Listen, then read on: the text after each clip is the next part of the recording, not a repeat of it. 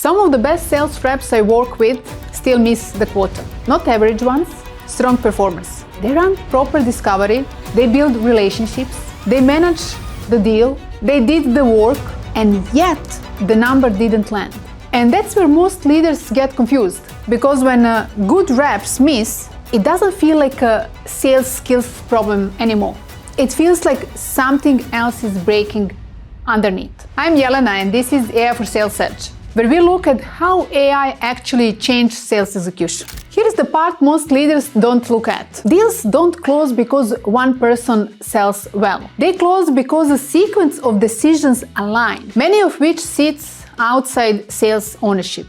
Budget, legal, procurement, finance, executive sponsorship. But sales organizations are still measured as if the rep owns all of that. The reps owns the number, the quota owns the pressure. And that's where revenue becomes fragile. Across companies, the same pattern keeps showing up. Sales reps are measured on revenue closed, forecast accuracy, commit reliability, but they do not own internal approvals, cross-functional decisions, risk resolution, timeline prioritization. So the system quietly asks individuals to absorb a risk created by decisions they do not control. That doesn't show up in onboarding. It shows up at quarter end. On the org chart, these functions already exist. Procurement owns procurement, legal owns legal, finance owns finance, executives owns prioritization. But at the deal level, the sales rep owns making all of that move.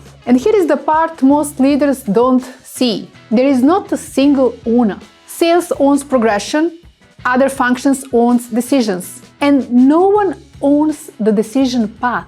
Decision path, meaning who must approve, prioritize, and unblock the deal, is undefined. And that's why strong reps still miss. And that's the real break. Functions own the work, sales own the outcome, but no one owns the decision path. That's why strong sales reps can do everything right and still miss the quota. In large enterprise sales environments using Salesforce as the core system of record, the pattern is common. Salesforce does a good job of tracking opportunity stages, activity, pipeline health, reps progress deals clearly, forecast categories look reasonable, and yet late-stage deals still slip. Not because Salesforce is wrong, but because the CRM tracks sales activity, not decision ownership. The rep is still treated as the owner of revenue, even when the other functions drive the decision. In organizations that add forecasting and revenue intelligence platform like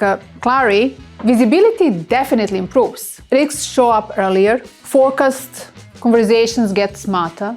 But here's the catch. Something important still doesn't change. The KPI still assigns the outcome to the sales rep. Clary can surface risk created by decisions sales doesn't control. AI improve visibility, but it doesn't assign authority. It doesn't redefine who actually owns those decisions. So great reps still miss. Not because they didn't see it coming, but because they were never meant to own what broke. And that's the real issue. Visibility without ownership doesn't change outcome. And here is the shift most teams miss.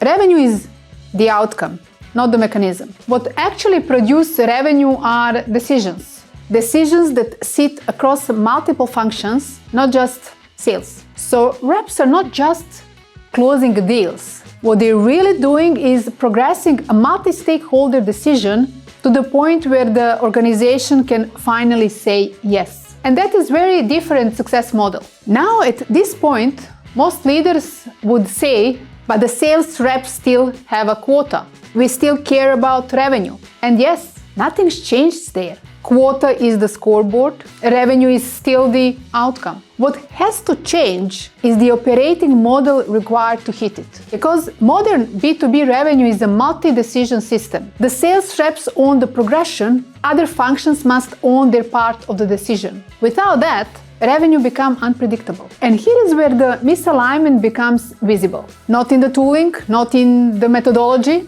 but in the how the same quota is experienced from different seats. For the sales rep, it feels like a pressure without control. For the manager, it feels like a coaching without leverage. For RevOps, it feels like a clean data without inconsistent outcomes. For the executive team, it feels like forecast inconsistency. Same system, same tools, same quota. The common thread isn't skill, it's ownership. Leadership eventually discovers something simple. Ownership must be distributed, alignment must be designed, sales must drive progression, not substitute to other functions. When different seats experience the same quarter differently, the problem isn't performance, it's ownership. And that's what makes revenue unpredictable at scale. So here's the question leadership should ask. Who owns the decision that determines whether the deal closes? Because execution doesn't fail loudly. It fails at the quarter end. We show how AI is changing sales execution. Not in theory, but in reality. Subscribe to AI4Sales Edge. Real stories, real results, no fluff.